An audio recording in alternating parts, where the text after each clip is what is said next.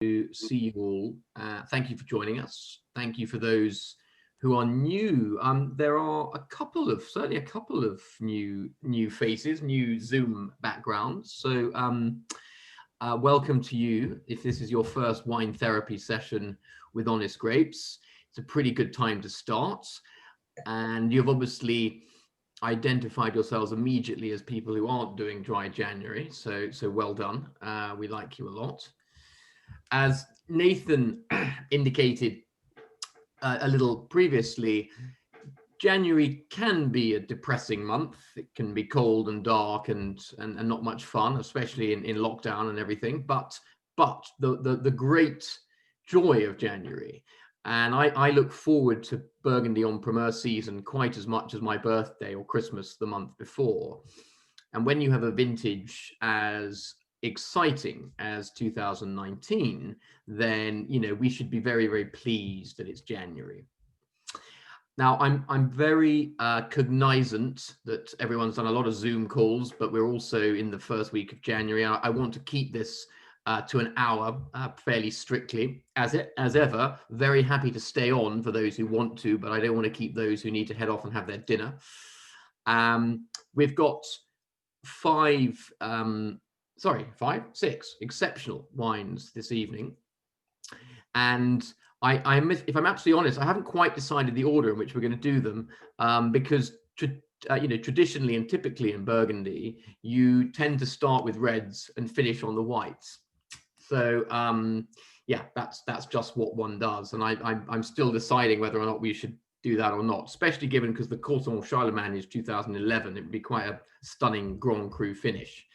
So firstly, having welcomed you here, I'd just say, normally this week, probably tonight, we would be hosting a big tasting at 67 Pall Mall for 150 people.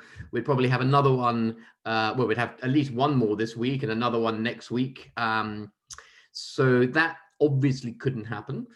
And this is, as much as anything, an attempt to see some regular clients and club members and say hello, and to give you as much of a impression of the Burgundy 19 opportunity as we can, with a limited number of wines which aren't from the same vintage. So it's not perfect, but what we've tried to do is find specific cuvées from key growers, from vintages which, for one reason or another, bear some resemblance, a close resemblance to the 2019. And I hope that you'll feel that, at the very least, sometimes people say, well, tasting barrel samples is tricky because they're not quite sure what to expect from what is effectively an unfinished or only just finished wine. At least here, you have wines which are in their finished state. So if you don't like them, then you've got a very clear indication you're probably not going to enjoy the 19s. If you do like them, then there's a very strong indication that you will. Without further ado, we'll move on to our first wine. Has anyone poured anything yet? No. Good. Okay, fine. In which case, looking at our list, I think I would like to start, if I may, with we've got a bit of a Gevrey Chambertin focus, and I think we will start with the Philippe Paquelet Gevrey Chambertin 2016. One thing I forgot to mention earlier is, I know there was, some of you have got all three packs for the three tastings that we're running. Some perhaps have only got the one. Hopefully you've got the right one. Just to confirm, the pack that you should be drinking from this evening is the one that has one white only, which is the Koto Charlemagne. So one white and five reds. And yeah, I think it's written pack 3 on the bottle just to help us. There was some slight confusion between the printers and ourselves, so apologies. We just wanted to make sure that if you were drunk already, that you get it entirely the wrong way around. Yeah. It is pack 3, and it's the one with the only white is the Corton Charlemagne. So, as ever with this, everyone's well versed in the etiquette of these Zoom tastings and has kindly put themselves on mute. please do use the chat function. I'll certainly try and monitor it. And I know Charlie and Nathan and Luke and Angus and others of the team, Red and stuff, will as well. Any burning questions you want to ask live, please unmute yourself and do. We're all very informal here. Oh, yep, hello. No? No, okay, that was somebody muting themselves, I think. And any any bigger questions, let's save to the end. Good. So first of all, cheers with the Gevrey Chambertin from Paquelet 16, if you've got it, which hopefully you do. Happy New Year. Very quick introduction to the vintage, and I would encourage, if you haven't done so already, please go on the website. We've got a good blog up. We've got our full brochure, the Burgundy brochure. Perhaps chaps, someone could put the link to the brochure as well, just so people can click on that and have a look. I've got some pretty full 2 or 3 or 4 page notes on this vintage. It's the second of 3 very hot vintages. The new, thank you, Luke. The new standard for Burgundy. 18, 19, and 20 have been very warm, but in different ways. And 18 and 20 are far more similar than 19. And 19 is a vintage for starters, and which is great for you as wine lovers and hopefully wine buyers, is a lot more homogeneous in quality than 18. Now, 18 was an incredible vintage, which had some of the greatest Burgundies I've ever tried, but it was definitely not a homogeneous vintage. You know, there was some misfires in 18. And now all the major critics are beginning to get their reviews out, their praises of the vintage, etc. You will definitely see this as a theme, that 19 is a very good vintage across the board. There's a lot of great wine wherever you go, north to south, east to west, village level, Grand Cru level, Koto Charlemagne, Chablis. The interesting thing is that it's, in some respects, particularly with whites, it's actually come as a bit of a surprise to even the winemakers themselves. So round about November time 2019, being out there and talking to the growers whilst tasting the 18 vintage, there was an expectation that the reds were going to be pretty special, but people were unsure about the whites. They thought maybe it was too hot. And it's turned out, and you will see this with the 19 whites, there's great tension. There's a lot of concentration, but there's great tension in the whites as well as the reds. So overall, I've never tasted a vintage where you got such a variation of answers to the question, what does 2019 remind you of? I don't think a single grower that I spoke to gave exactly the same answer as another one. However, if one tries to generalize about the vintage, then I think you can say a couple of things. Firstly, although it was hot and dry, overall the style of the vintage is not as plush as 2018. It's not as gourmand. It doesn't have the same sort of density as 2018, but it does have this incredible concentration and this incredible depth and great length, but also good freshness as well. I think this is the important thing. The alcohol levels, by and large, remain quite moderate. There are a few outliers. There are a few wines that top 14%, but even those, you don't really notice it because there is a corresponding acidity and a corresponding tension. And I think that's the key thing in Burgundy, well, in wine generally, is you must have a balance between the ripeness of the fruit and the structure, the freshness of the acidity, the sophistication of the tannins. And the great thing I would say about 19 added to that is, for those like myself who really like their Burgundies to taste of where they come from specifically, there is definitely good definition in the wines. There's proper transparency to the terroir. Not perhaps as much as a vintage like 17, a much cooler year, but there's definitely, it's very clear when you're drinking a Moët Saint-Denis or a Gevrey Chambertin or a Clos Vujo, etc., which is good. The wines taste the way they should. So we are starting with the Gevrey Chambertin from Paquelé. We've deliberately focused on Gevrey, not exclusively, but quite considerably in this particular tasting, our Trailblazer tasting. So called, by the way, because these are some of the growers that we think are particularly pushing the boundaries in terms of quality and really expressing the vintage in a very impressive way.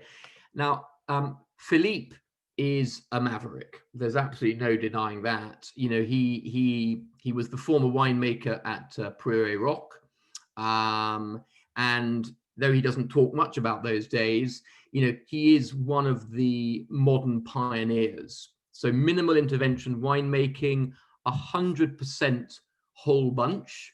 So he doesn't destem anything in any year ever. And he's very happy to mix up old and new oak.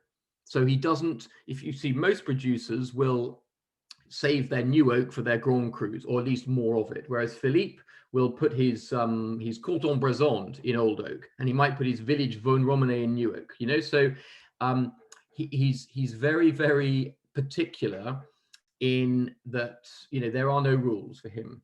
And one interesting thing about Philippe is he's a huge fan of these solar vintages, because for him, it just gives you the opportunity to have a bigger building block for the wines. You get more of everything. You get more tannins, more color, more fruit, more aromatics, more flavors.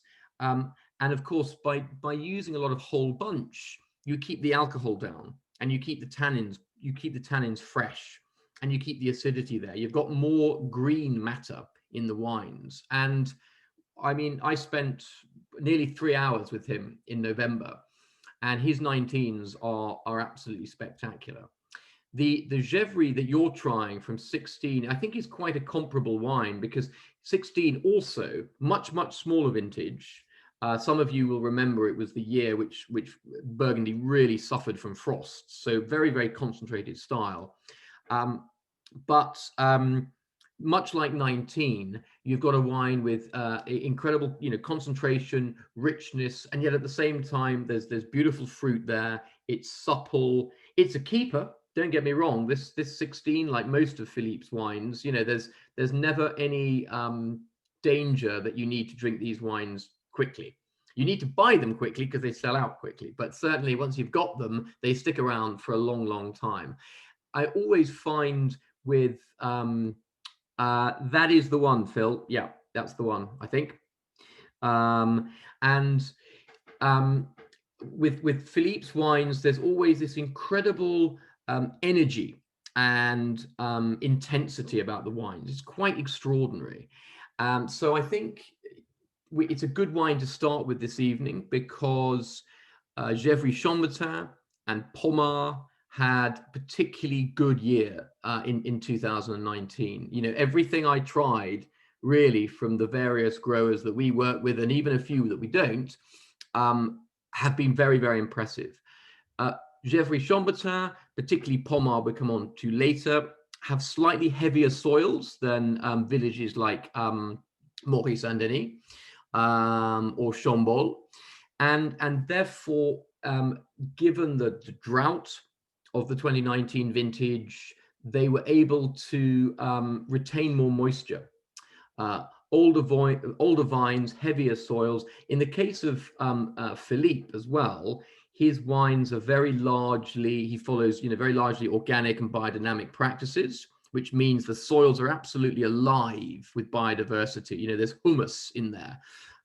That's as in, earth, not the stuff you kind of spread on breadsticks. Anyway, but the point is that you were better able to retain moisture, which prevented the hydric stress that I think some vineyards might have struggled with a little bit in 19.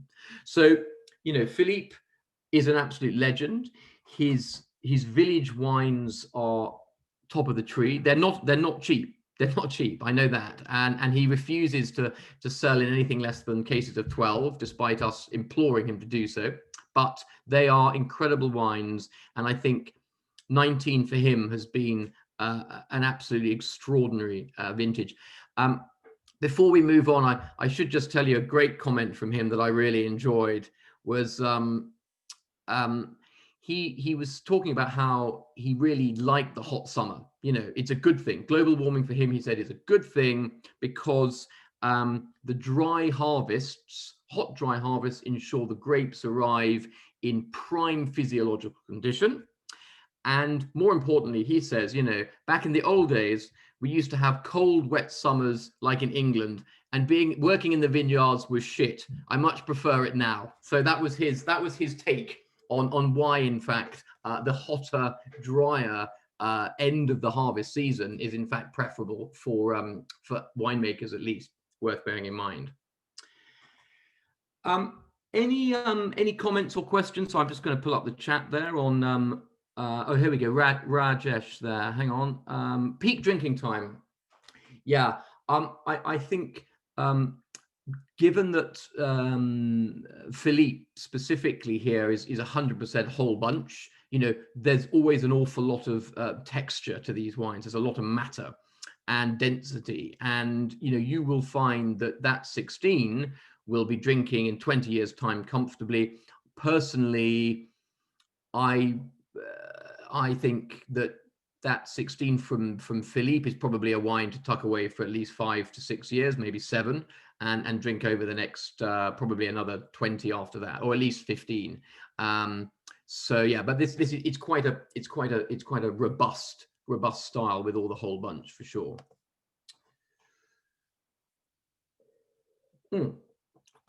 Yeah, Raj again. The simple difference between Gevrey and Charme would be that you know, Charme is the specific Grand Cru vineyard area around which there are a number of Gevrey Chambertin vineyards, including Premier Cru vineyards. Charme is on that sort of middle strip of the Côte d'Or, where, you know, typically and traditionally you would get the greatest expressions of Pinot Noir. So the Grand Cru vineyards and the top Premier Cru vineyards would more often than not be found around that kind of middle belt. Although very interestingly, these hotter vintages are starting to change the well, it's starting to change the sort of geographical importance of site specification, because now those sites which were once absolutely prime, in some cases, unless they're nice old vines retaining a lot of water, are struggling with hydric stress. And so you need better canopy management, you need lots of good leaf cover to stop them getting sunburn, and the typically slightly cooler regions, or cooler sites, the sort of ones which are maybe a little bit higher up, a little bit shaded, not quite so south facing. In fact, they're now getting the perfect amount of sunlight, not too much and not too little. In a session that we will do next week, I think, where we're looking at some of the more kind of the value points for Burgundy, some of this sort of the challenges, I think we've called them, we'll specifically be focusing on those vineyards, which, to be honest, 20 years ago, you wouldn't have touched. And yet now, very much because of climate change, they are a lot more exciting because the fruit is riper, the tannins are more sophisticated, and they've suddenly come into their own. So I think now we shall move on to, let's have a look. We've got our Castier 18, and we'll do so slightly out of order. We're going to jump from Village to Premier Cru. So we're going to do the Ori Manuel Castier 2018.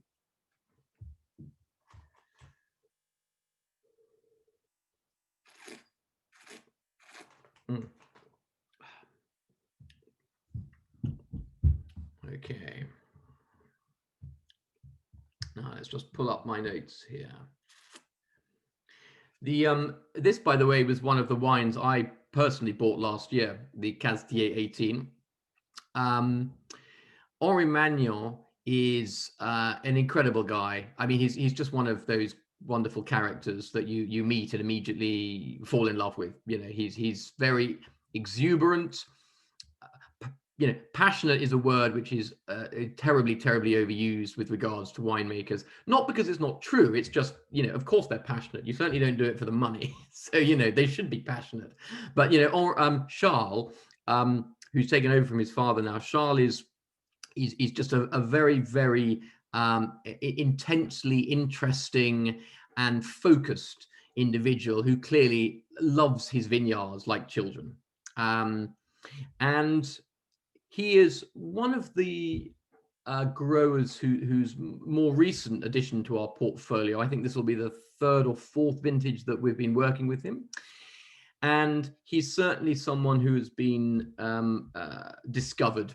You know, as in, you know, now he's up there with the very best, and he has some amazing sites, particularly this site, Castier, of which they are the biggest owners, and most of Charles' vineyards are here in the northwest quadrant of Gevrey, this area called the Clos Saint-Jacques. You have Laval Saint-Jacques, you have Clos Saint-Jacques there, and the vineyards around. So I'm just going to let Graham back in. He seemed to have disappeared. And, you know, this is a benchmark wine for Charles. And, you know, the 18 was probably his greatest wine. I think it was one of Jasper Morris's 5-star wines in 2018. And it's quite interesting if you taste it after the Paquelet, how much sort of I don't like using the word smooth, but it is a bit more gourmand. It's a bit softer, it's a bit rounder, it's a bit plusher. Charles makes wines which are I think very appetizing. They're again, sexy is a word that I overuse too much talking about wine, but I think you can use that word with a degree of impunity with Ori Manuel, because, you know, Charles makes wines which are very expressive. They're very supple. They're rich. They're powerful expressions of Gevrey Chambertin. They're quite different from his good friend Pierre de Rocher, who in fact recommended Charles to us when we couldn't get enough de Rocher, and yet they make quite an interesting pair, a sort of a masculine and feminine, a sort of density versus intensity. But, you know, great wines, still just reasonably priced, although heavily sought after, and sadly again our allocations, as he becomes more and more well known and sought after, are going down. However, one thing that you will have received, I think Charlie will have sent around at some point, is the Burgundy Matrix. Has everyone got? Yeah. So that's something to have a look at over the next few days, because what we've tried to do to replicate our normal Burgundy En Primeur tastings is use the wines we've got this evening and next week as our sort of signature wines, and then make some recommendations for other wines that are either, you know, slightly more expensive, slightly less expensive, or equivalents. So any questions you have on that, then obviously you've got our phone number, you've got our Wine Guru's email, so do get in touch. But I would say it's worth having a case of a manual wine, whether it's the Village Gevrey, the Vieille Vigne, the Champerier, Lieu-dit is fantastic. That's another wine I took last year. But they're really good. He's certainly one to watch. So let's and the Laveau Saint-Jacques, Tom. Oh yeah, actually yeah. If Tom and I haven't taken it first. Yeah. The looking at my tasting notes, there's a if you like Laval Saint-Jacques, I mean, who doesn't like Laval Saint-Jacques? But it's absolutely benchmark Laval Saint-Jacques, and it's got this real sort of black truffle kind of black cherry notes, a lovely kind of earthy lift to it. It's a proper regal Gevrey. Yeah, Charles is Lavaux. It's just fantastic. And from one regal Gevrey to another, we will now go on to the wonderful Coeur de Roi from Dugat-Py, which I don't know what number that is. Nathan, do you or Charlie? It's wine 2. I'll just type it in for everybody. Thank you. Okay.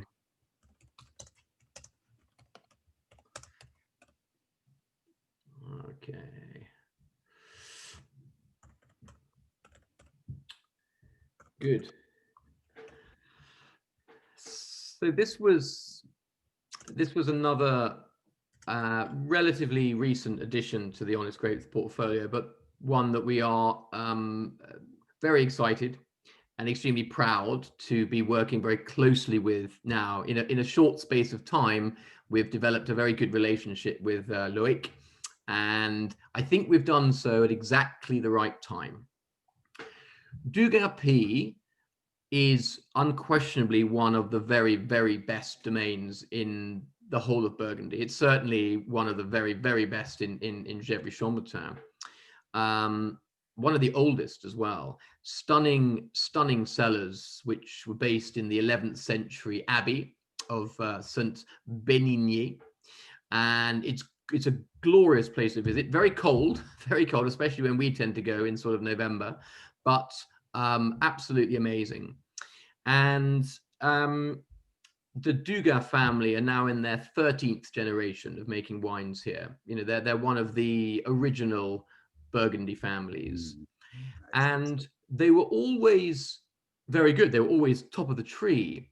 But I think one thing, again, most commentators seem to agree on, that from 2017 onwards, the domain has received a new lease of life because Loic has taken over properly as the head of the family and the head winemaker. And he's done a couple of things which have, I think, dramatically improved what was already good wine and unimpeachable terroir, but they're picking earlier.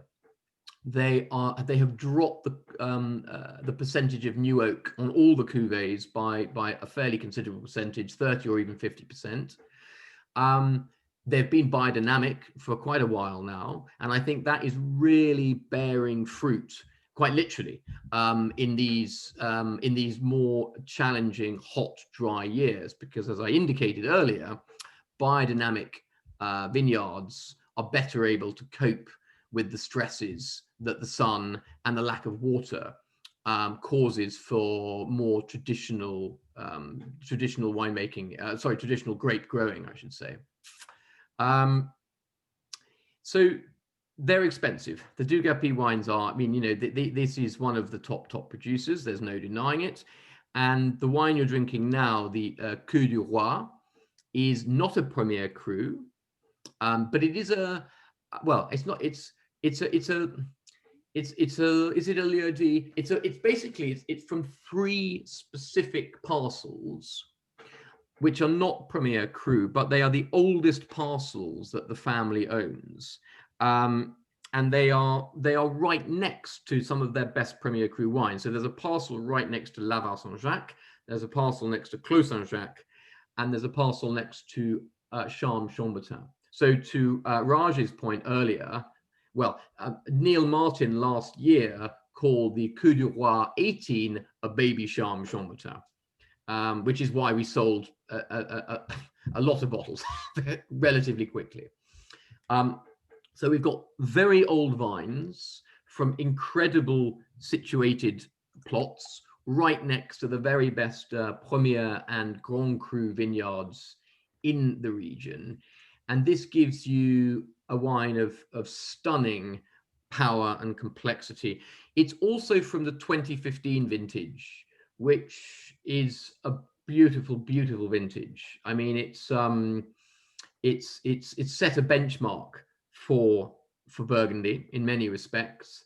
It was It was actually the first of the solar vintages, really, of the decade, and it's done very, very well indeed. This is, 15 will be looked back on with a great degree of pleasure, and for those who have plenty in their cellar, you're going to have a lot of fun with 15. It's gorgeous. It was very much like 19. It was a hot, dry year. Lots of fruit, lots of richness. The difference that you will find with the 19 version of the Coup du Roi is there's a little more elegance, there's more finesse.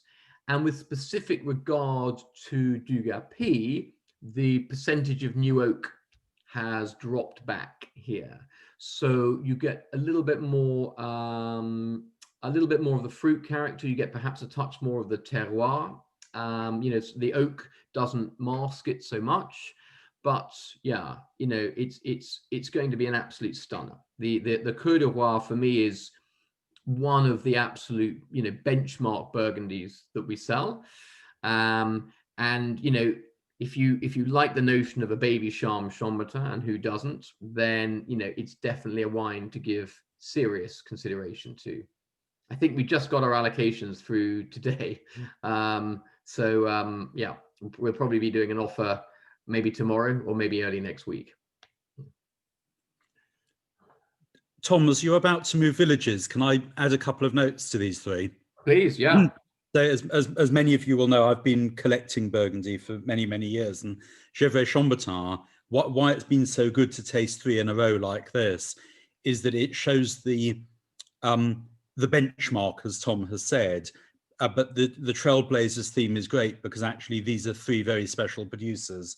A micro-negociant in Philippe Paquelet, who did his winemaking originally at Domaine Rock and has now got his micro-negociant venture going for the last, I can't remember, Tom, his first vintage was 2006, 7 or something like that. It's about, actually, I think it was, yeah, something like that. Something like that. He's more than 10 years in now. Dugat-Py, an absolute stalwart. And then we had Ori Manuel, who, as Tom said, in fact, Pierre de Rocher recommended us to. And for me, if we're looking at villages, and we're about to change village now, Gevrey Chambertin has always got that thick, velvety, generally slightly on the redder side of fruit, although sometimes black. But it also shows the ferocious complexity of Burgundy. 3 producers, 3 different years, different levels of wine in terms of the climat, from village to whatever it is, non-year D, Tom, to Premier Cru with the Casetier. And such a treat. And as we go into a big classic year like 2019, it also shows you that with the perils of global warming, but the advances of great technical winemaking, that actually you can get stunning village wines. So if you're worried about the acceleration, if you're a collector like me, and you're worried about the ever accelerating prices of Burgundy, the big news is, first of all, this year prices are more or less stable, maybe about 3% up because of euro versus pound variation. But the technical quality of winemaking means that Village and Leo D is really, really well worth collecting. But these are 3 stonking producers, Tom. Thank you. And yeah, before we move away from Gevrey, any just checking on the chat here, or please unmute yourself as well. Any sort of comments or questions? Please do go ahead. We're running to schedule for once, so I'm keen not to hurry you. Any points at all? Last one was our favorite.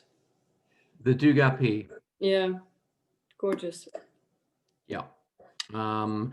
We will also, Anna, be offering the Vieille Vigne as well as the Coup du Roi, which is very, very good. And that's the interesting thing with Dugat-Py is that their village Gevrey Chambertins are the equal of Premier Crus from an awful lot of lesser producers, so whilst we'd of course encourage you to go for the tiny cases, the tiny allocation of cases of Grand Cru we have, or the slightly larger allocations of the Premier Crus, and in fact that is on the sort of the Burgundy Matrix. We're saying, if you like this but want to spend more, go here.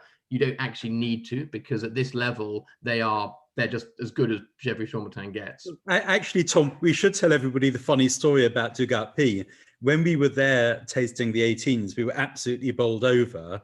And we said, so can we have some of the Bourgogne Pinot Noir, the regional wine? No, sorry, that's all sold out. You can't have any. Yeah. So we've actually got 0 regional wine and a good mixture of things like Coeur. They do a lovely, amazing Vin Romanée. And then these, we've got Petit Chapelle and some of the, Premier Cru and Grand Cru wines this year. So they're stonking, but, Dugat-Py is expensive when you go to the Grand Cru level. So actually having the Coeur de Roy is a fantastic introduction to them as a house. Very, very big style, isn't it? But certainly rode back on what you'd have thought of them 10 years ago. Yeah, I love Phil's comments there. For me, beautiful, detailed and perfumed nose for the Pacquelet, much more fruit power for the other two. I love this. Dugat-Py texture is louche. I love it. I haven't described Burgundy as louche for a while, but I'm going to steal that. So yeah, I like that, louche. I think for a dark evening in early January, I think I'll go anything. Louche does it for me. Louche does it, exactly. I'm wondering if we do the Clos Frantin, the Malconsor, the Pommard.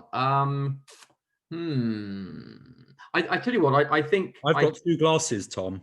Yeah, I think we'll do the Pommard and finish on the Malconsor 11, purely because it's a bit older. And yeah, I think there is an argument that would suggest that Pommard is to Beaune what Gevrey Chambertin is to Nuit, and they did both have exceptional years in 2019. We seem to be quite long on Pommard generally these days, and Gevrey Chambertin, and it's not deliberate, but every time we taste, there seems to be something exciting from the producers and the growers that we work with, and we suddenly look at all the wines we really loved, and there seem to be a lot of Pommards and Gevreys there. Now, I think Pommard has changed its image quite dramatically in the 20 years I've been in the wine trade. Pommard traditionally was, I think the words you'd tend to use were foursquare and rustic, if you were being ungenerous. That there was a certain lack of sophistication to the tannins. There was, the wines were always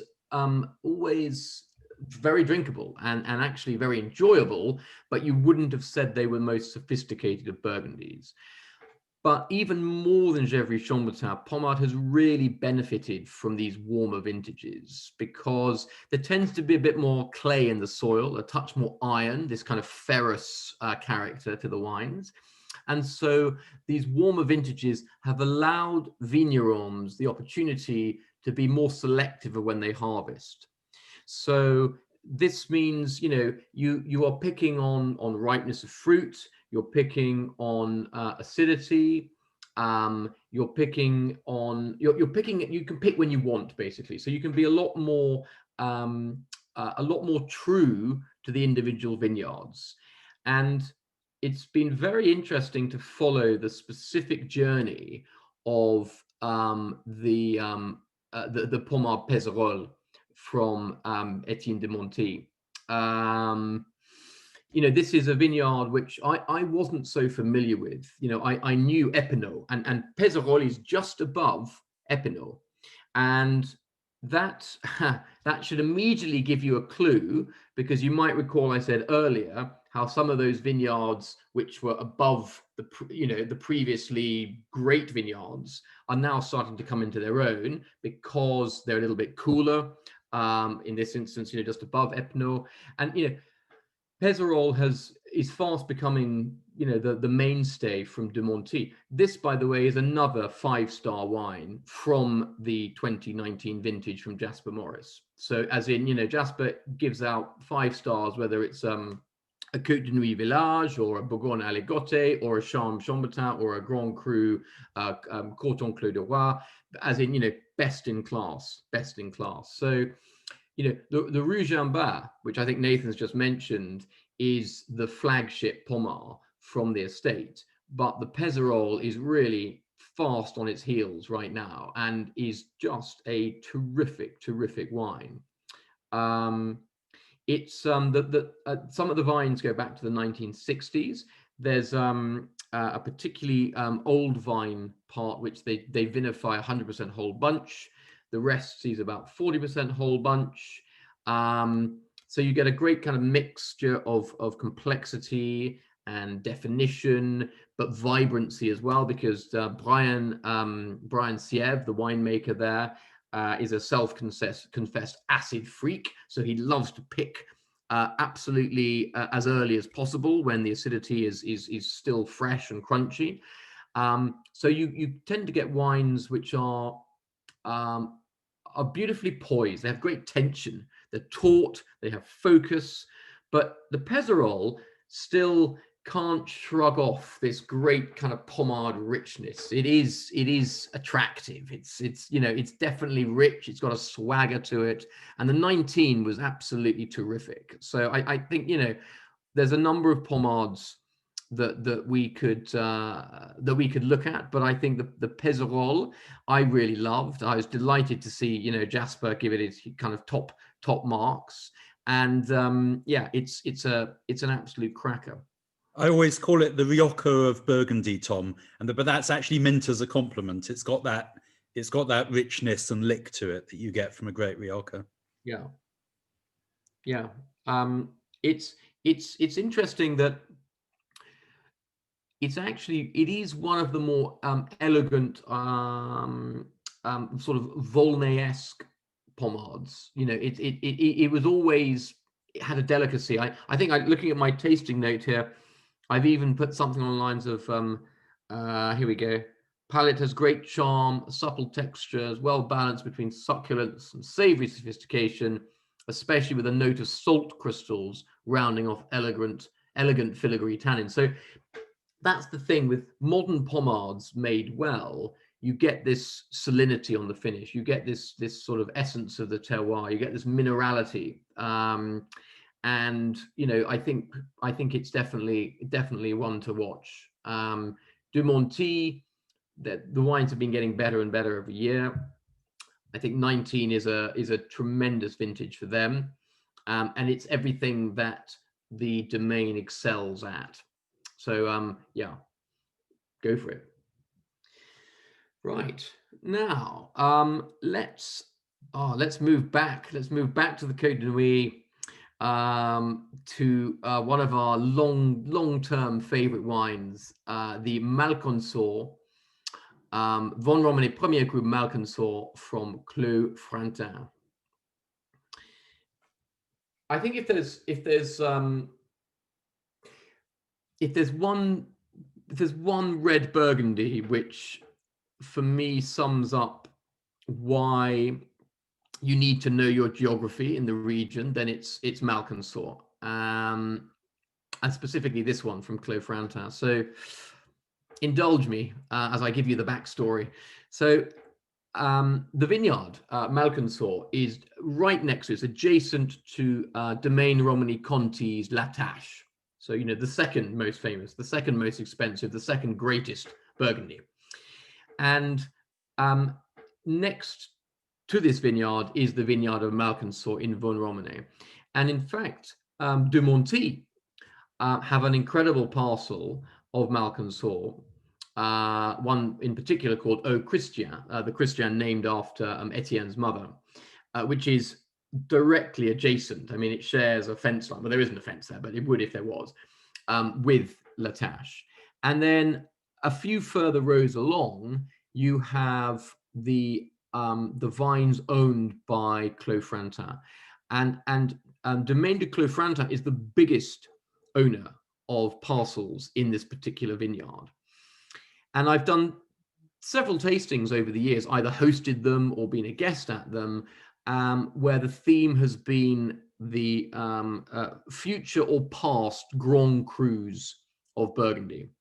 And always at the head of the queue, above Clos Saint-Jacques, above Les Saint-Georges, in Nuit Saint-Georges, at the head of the queue for the greatest red Burgundy, which is not a Grand Cru, it is always Von Romanée Malconsor, always. And Domaine du Clos-Frantin is the jewel in the crown, owned by Maison Bichot, one of the best negociants in Burgundy.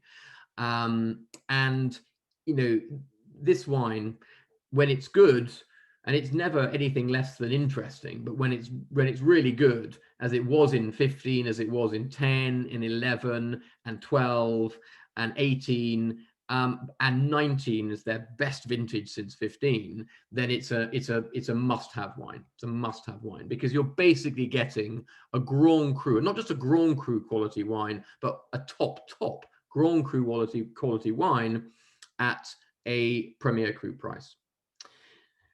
There's a little video that I did, which I think is now online somewhere. Again, we can someone can send a link round, where we were talking about the hidden gems of Burgundy, and it was sort of some of my favorite vineyards, and it was either me talking about them, or more usefully, it was the winemakers themselves. This was from November, but it begins with me hopping from La Tâche into Malconsor, and you can effectively see the difference between a £3,500 bottle of red and a £100 bottle of red is about 7 meters. You know, so it's a vineyard and a producer which has become an absolute staple for us. The reviews this year for the 19 Malconsor have been across the board, you know, excellent. I mean, really, really good. It's outperformed a lot of more expensive and better known wines. So it's definitely my top hidden gem in Burgundy is the Malconsor from Domaine du Clos-Frantin. And I think, Charlie, am I right in saying that these bottles, the samples that you have this evening, am I right in thinking these came from Magnums? Not this one. We nearly got them in Magnums, and then surprisingly, Montille still had 5 bottles in reserve for us back in France, much to our surprise. Because you mean Clos-Frantin. Yeah. Yeah. Sorry, yeah, it was Clos-Frantin. Sorry, yeah. They still had some, but I think for those who are really enjoying it, there might still be that Magnum available with our supplier. I don't know. No, don't tell them that. That's we want. we'll get that from the Domaine. I want that, basically. That's my belated Christmas present to myself. Tom, it's worth it. Everybody, I think Von Romanée is a big overperformer for 2019. And if these prices seem a bit rich to you, you know, trade down to the village Von Romanée. There's the Rouge. The Le Rouge is the one. The Le Rouge I tasted was absolutely fabulous, which is another plot, isn't it, Tom? Another Climat, another Premier Cru Climat. But also just above Echezeaux, above. Exactly, but also the village Von Romanée from Clos-Frantin will be, you know, half the price. Romain, we haven't had Topinamurm today, but Romain's wines, his Morin Saint-Denis, his Gevrey Chambertin, his Nuit Saint-Georges are absolutely textbook. And also look out for Village Von Romanée this year as well. If these prices seem rich to you, about half the price you'll get the village wine. Yeah, actually less. I think it's the village is probably more like a not quite a third the price, but let's say 2/5. But yeah, the wine which was new to me this year and new for the Domaine is a wonderful parcel, also Premier Cru, which we just mentioned, called Le Rouge, which sits just above Echezeaux Grand Cru. And that is midway between the village Von Romanée and this, the Premier Cru, their top Premier Cru. And that's very, very worth your time and consideration. Actually, Tom, we're not doing it this evening, but the one that both you and I absolutely love is the one from Jean Tardy, the Levinot, which is £348 for 6. And that's we're not doing Tardy today, but he's an amazing producer and makes really, really exciting wines. And again, if you want to go for something from Von Romanée but want to spend half the amount, Jean Tardy's Vin Romanée Levy. No, I'll paste that into the, again, one I buy for myself. And the other one to consider as well, which I think we've put in the Burgundy Matrix, you can look at later, which is an equivalent to this, which is worth looking at, is the Ori Premier Cru from Gros. And this is very, very interesting because it is the only Premier Cru monopole in Vin Romanée. So the other monopoles are all Grand Cru. So it's a bit of an oddity. And again, it's actually very, very close to Malconsour. It's kind of it's pretty much opposite the other side of the road. So again, a stone's throw from La Tâche and Le Marche's Grand Roux and Romanée-Conti itself, etc., etc. But yeah, and Dugat-Py, if you got the money, their Vin Romanée is fantastic. The village Vin Romanée. The thing you tend to find with Vaughan, by comparison to the Gevrey, is there's a sophistication. There's a real sort of aristocracy to the reds here, and you do tend to find that the fruit character is a bit more red fruit than the darker fruits in Gevrey. You know, they're very, very plush. It's this you know, there's very velvety. The perfume is incredible. So you know, interesting wines. So we'll move on to our final wine of the evening, the Koto Charlemagne, also 2011.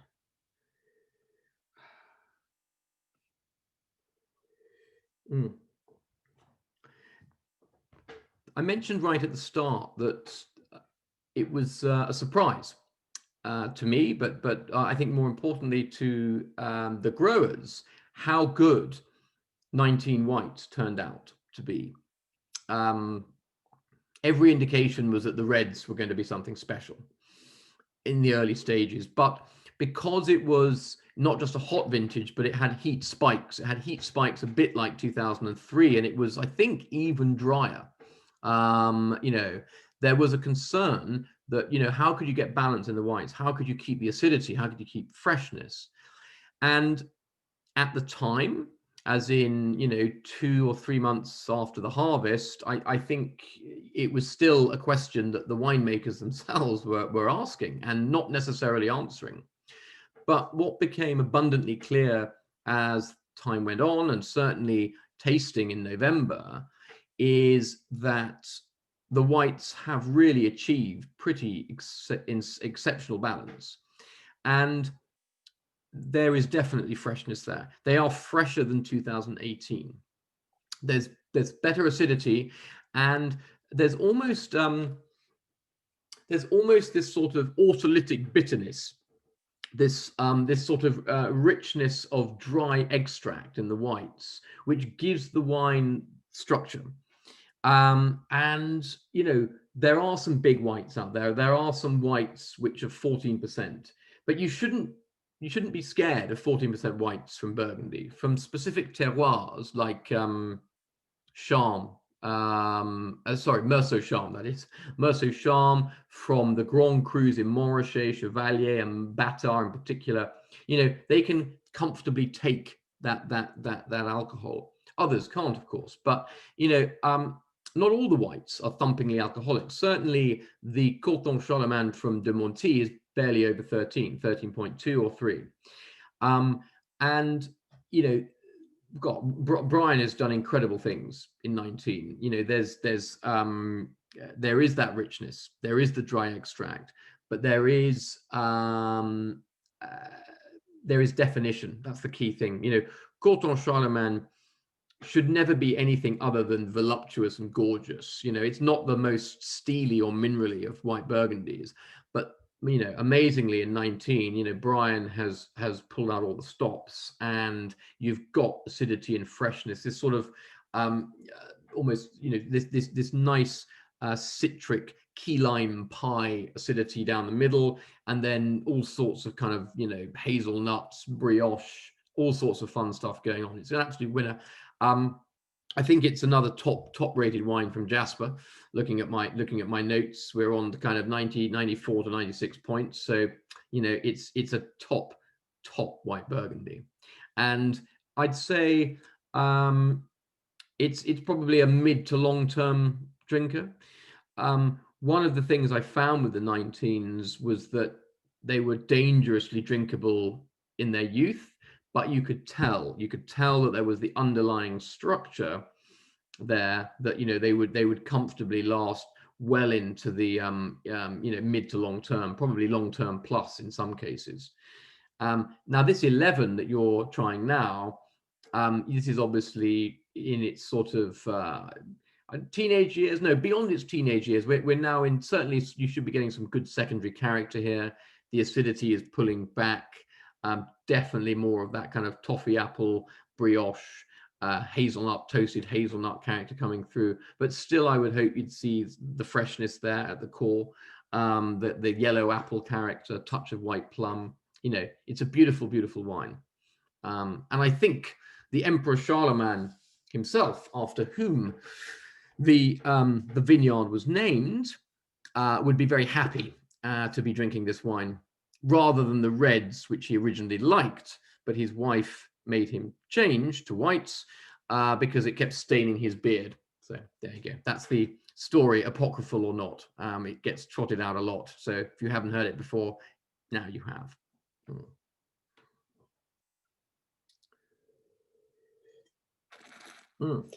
This is absolutely gorgeous, Tom. If you look at the alternative choice from Edouard Delaney, like, how would you compare those wines?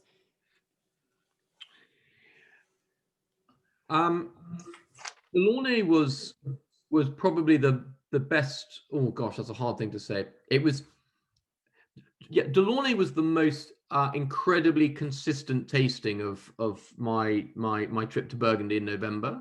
Everything from basic Bourgogne Aligoté right up to Grand Cru Chambertin was brilliant. Or, well, actually, to be fair, no, we tried about 35 wines over 3.5 hours, and to be fair, yeah, there were maybe 3 or 4, well, maybe 3 cuvées I didn't care for as much, but the consistency of quality from Delaney was amazing. And you know, his winemaker won the IWC Winemaker of the Year this year, which is a very significant trophy. And it doesn't surprise me in the slightest, because what Delaney has done is they don't follow a formula. It's as in, you know, they quite literally take every single vineyard and every single wine, and they give it what it needs and no more. And if it's a bit more oak here and a bit less oak there, if it's a bit more extraction, if it's an earlier harvest, if it's more whole bunch, blah, blah, blah, they do it. You know, it's not, there's no formula here. And what this means is that they have the confidence to let every single vineyard express itself. So at this level, the Corton was stunning. I mean, it had this amazing amplitude and this richness. I would say, yeah, where it differs from the de Montille wine is there's probably a touch more new oak and a touch less acidity. It was a richer, broader palate, but still with great definition and you know, and real energy as well. But you know, they were all terrifyingly easy wines to enjoy, even at this young stage. It was crazy how well tailored they were, well put together. They were beautifully stitched together wines. You know, it's like a perfect Savile Row suit. All of Delaney's top wines were just brilliant, and the Corton was splendid. Are you getting good allocations from Delaney? Yes, we are. Yeah. We're good friends with them. They've become fast, firm friends pretty quickly, in fact, and we're very pleased to be working with them. You know, honestly, Anna, the Bourgogne Aligoté, you know, is incredible. I mean, incredible. It's better than most Bourgogne Blancs made from Chardonnay in more heralded appellations. It's really good.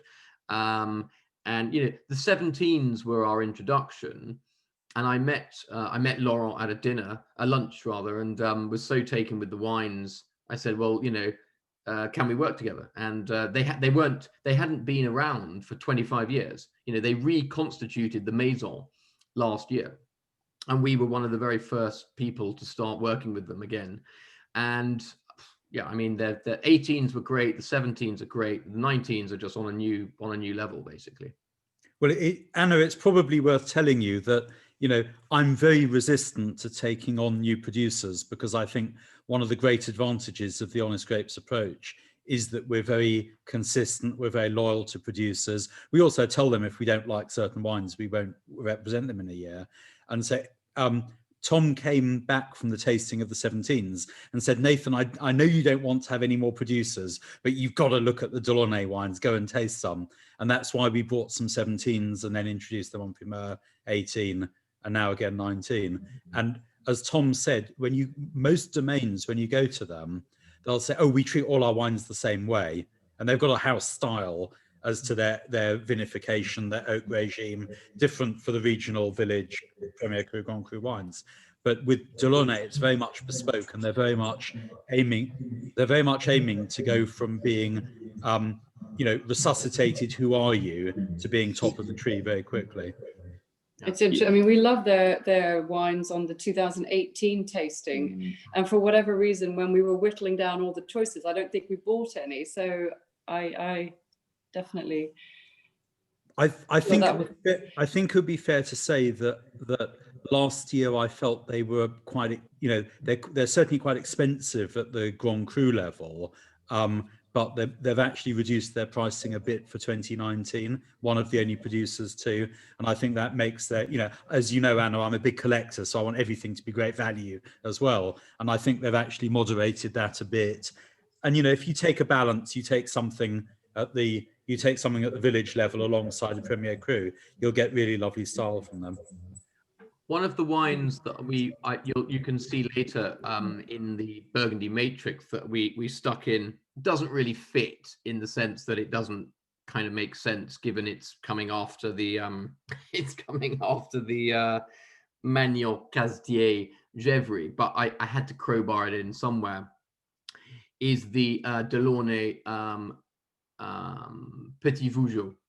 So this is this fantastic small vineyard where you have Clos Vujo on one side, you have Musigny on the other, just adjacent, and then you have Les Amoureuses on the other side. So, you know, you're bounded by one Grand Cru, another amazing Grand Cru, and the best Premier Cru in Chambol, and then the Petit Vujo, which is not terribly expensive. I mean, what is it? 360 for 6. You know, for what you're getting. And Delaney's Petit Vujo that's another brilliant hidden gem. I remember having to film that whilst standing in front of the bin, which is in front of the vineyard, because you're just en route down to the Chateau de Clos Vujo. But we managed to hide it and show the vineyard off. But that's another one to really look out for. It's a proper hidden gem. Tom, you mentioned Chambol Amoureuse. The only Amoureuse we have this year is from Maison Albert Bichot, isn't it? Yeah. Yes. Which is also a very, very interesting one. It's one of those Premier Crus that should be a Grand Cru, basically, in the same way that we had Le Vaux Saint-Jacques earlier. Yeah. In fact, on that note, just for your Burgundy geek interest and knowledge, another great wine, a great wine from de Montille and a few other producers as well, is the Puligny-Montrachet Coeur Premier Cru. And Coeur, I'm sure some of you know it. You don't necessarily know that it should have been a Grand Cru at the time at which the vineyards were being classified. You know, it's right next to Chevalier and Montrachet itself. It's right next to it.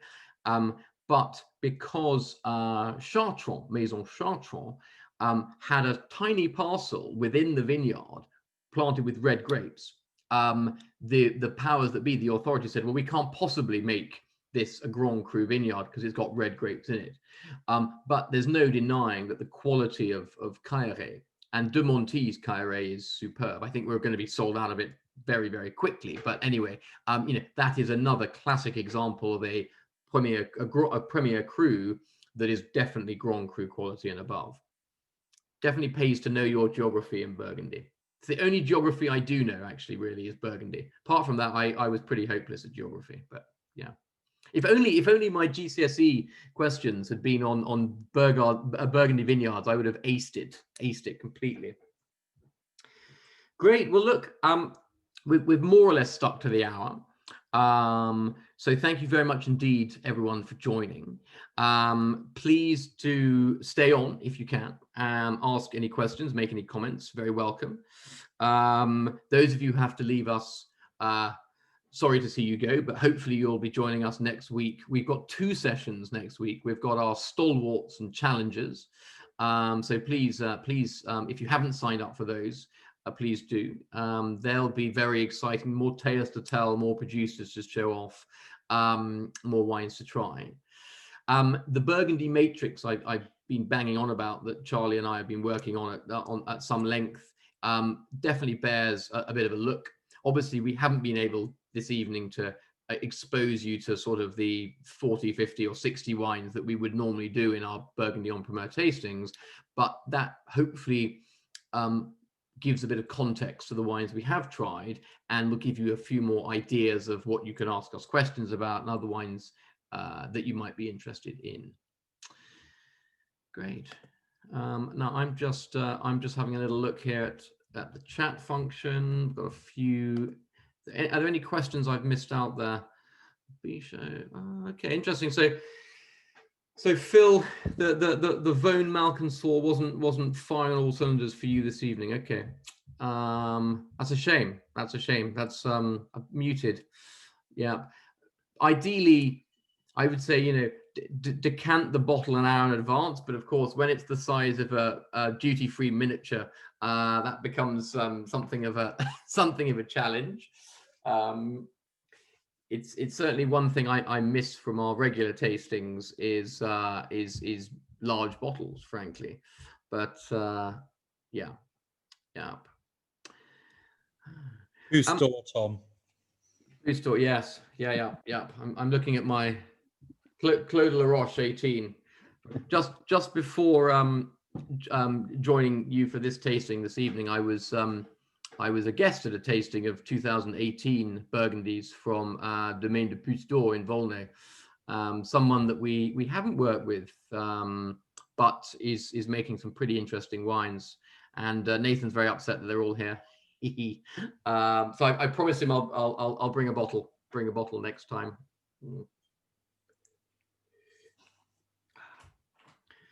Good. Any more comments or questions, or are people heading off for dinner now?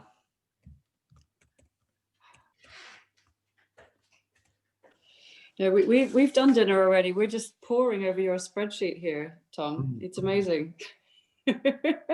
Yeah. Hang on, is that because it's a spreadsheet, Anna, or is it because what's on the spreadsheet? It's both. It's a spreadsheet containing all the stuff that we're passionate about. So it's like doubly exciting here. Doubly exciting. Spreadsheets and wine. Your two loves all in one one page. Yeah. It's amazing. Yeah, exactly. And we were just looking at, because our favourite word was the Dugat-Py. Dugat-Py, yeah. But the last year, I remember the Jean Tardy, which is your value choice. Yeah, that was particularly good as well. That was another Jasper Morris 5-star wine this year, I think, the Champerier. I might have to check that out. I could be wrong, but I think it was. Yeah, and that's phenomenal. That's, he is a Von Romanet producer. He's based on the border of Vaune and Nuit Saint-Georges, but he makes a Gevrey that is a Gevrey made by a Vaune producer. So it's got incredible finesse, and it's just a gorgeous wine. The Champerier is gorgeous. Yeah. Yeah, I think it's one of our favourites from last year. Yeah. So have all of these been released now? The ones that we see on this, I mean, like roughly, in terms of making choices. Yeah. And Anna, to answer that, we have quite a lot is up. We had a load more allocations just last night and this morning. And then there's a few being released next week. Okay. The website is live. So there's quite a lot on there now. And by this time next week, most things. There's a couple of releases that are actually coming in February. It's all sort of COVID related. It's all weird this year. Yeah. So if you see a producer on our list that we don't have prices for, then ask one of us and we'll give you a rough idea. Oh, this is when we're expecting it to come out. Normally what happens is that Tom and Clemence and I gather everything together between Christmas and New Year. But this year, like, some things came out early, which is why we did a few releases in December. And then some of them are literally, we just had a bunch this morning, but they're not up on the website yet. Okay. But Okay. Anna, on that spreadsheet, anything with the price is on our website.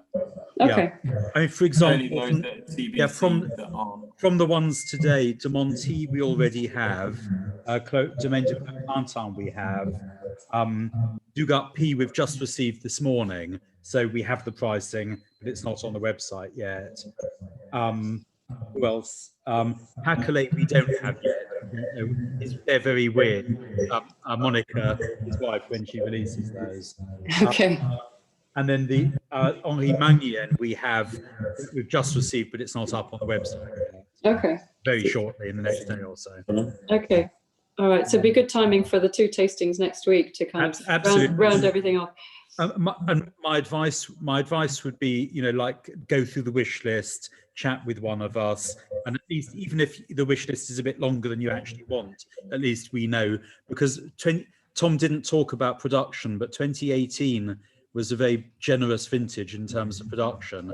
2019, some people have told us down by 40% in some areas. That's not really general, though, maybe 10 to 20% lower. There's a bit less to go around this year. Okay. Tom, somebody asked me to comment on how to start a collection. I started collecting 25 years ago. No, more than 25, about 28 years ago.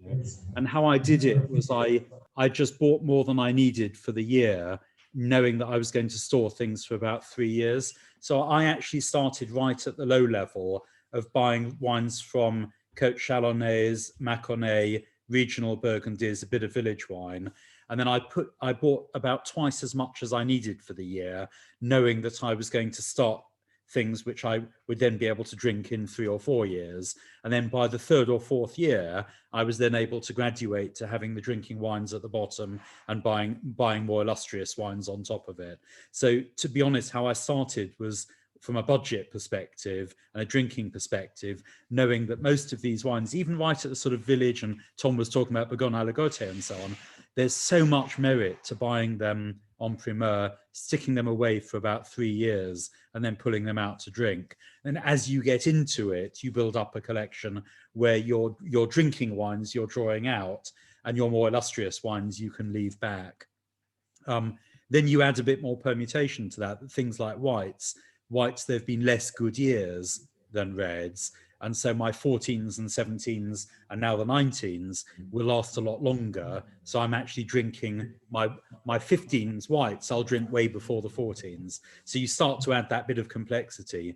But I've now reached the stage where I've got lots of lovely Burgundy to drink. So my starting point would be set yourself a budget and then talk with one of us and say, what can I get for that budget that gives me something to drink and something to keep? Do you only collect Burgundy, Nathan, or do you pick and choose from the other regions as well? Oh, come on, Anna. Clemensbusch, Germany. Of course. And Silly question. And then after meeting Tom in 2007, I think. Italy as well. Yeah. Italy. And Yeah. Bordeaux, obviously Bordeaux as well. And then, I think everywhere around the world, but I think Burgundy and Germany would be my heartland. Yeah, makes sense. Yeah. Excellent. Well, team, it's been very nice to see you all again. I think I'm seeing quite a few of you next week, which will be great. We've got quite a few tastings, online tastings, either on the website already, ready to go, or coming up. I know Charlie and I have been working on some fun bits and pieces. There's quite a few grower events as well. The main focus is, of course, Burgundy. So we'll keep hammering away for the next few weeks for sure. But yeah, Very nice to see everyone. Happy New Year, and look forward to seeing you all, or as many of you as possible, next week.